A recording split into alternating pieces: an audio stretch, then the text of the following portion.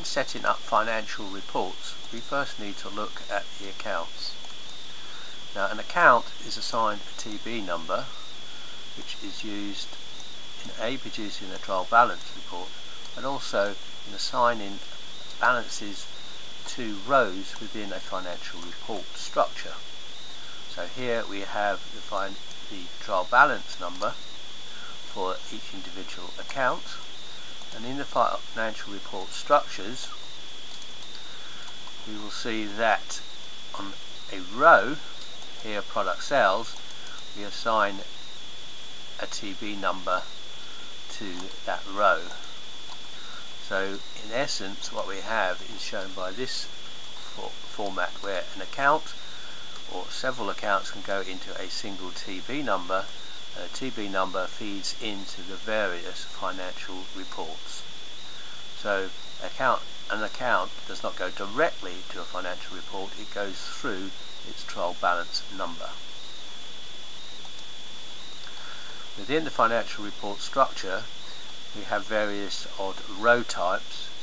Some are spaces or heading, others are detail, and these give the figures in the column, and where we have a credit and we wish to show it as a positive amount, we can set a sign reversal flag. We can also produce a profit and loss by department, as we're seeing here, by setting a report set based upon analysis 1 or cost centers, so that we can get a departmental cost center. The only other type of row that we have are sum rows, where we are actually summing up the detail information to produce totals and subtotals within the report. The structure may look fairly complex, but once you are familiar with it, it is quite easy to manipulate and change. And in essence what we advise is that instead of creating a report from scratch, you take a report that is near what you want and use the copy structure button here to create a copy of it, and then change that copy to the format that you require. We'll now look at how financial reports are used within the system. We first of all go to Ledger Financial Reports, and here we can select the type of financial report we're interested in. Here, balance sheet, and we can set a date for the current actuals that we're going to report, and the comparative. And here you see it's year to date and prior year. We can also have period, prior period, and budget. If we set that comparative to a budget, we can also set the budget version.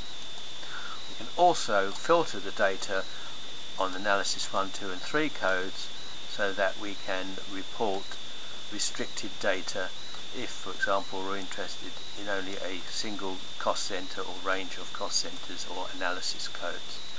And now let's have a look at what this report looks like. And here we see the report, and what we defined in the financial report structure was the rows. The columns remain fixed. We'll always take this structure. If we look at a single figure and double click it, we can see the TB numbers that make up this total and the various accounts, and if we double click one, we can drill down to the actual accounting entries that are posted to that account trial balance number. And if we drill down further, we can get into edit the journal if we notice a mistake or error when reviewing financial data. You can also do the same for the comparatives and drill down into a prior year to review its data. Notice that here we're looking at 2010, whereas up here we're actually in the financial year 2011. If we come back out, and now we look at that profit and loss for a department code, we can see the type of report that we get. And again, we can drill down on any of these figures to see the underlying information. You cannot drill down on a total because it's not associated with any TB numbers or accounts. It is just a summary of row information. The other place where you use financial reports is within the reporting account cross-analysis menu option. And here, if we do with account via column row analysis with a date, again we can filter on sets. So let's filter to just look at P&L accounts. Click OK. You can now see the type of report that this produces, where the row is the account and the columns is analysis 1. We could change that, for example, to it's quite easily to do that for analysis 2 via analysis 1. So here we have analysis 2 codes, and along the top we have our analysis 1 codes. Now if we select financial report and pick up the P&L for the financial report and P&L for the reporting set, then look at the data, you can see that what we've got here is a P&L via analysis 1 code or cost center. And again, if we click on a figure, we can drill down to see the makeup and constituents of that figure.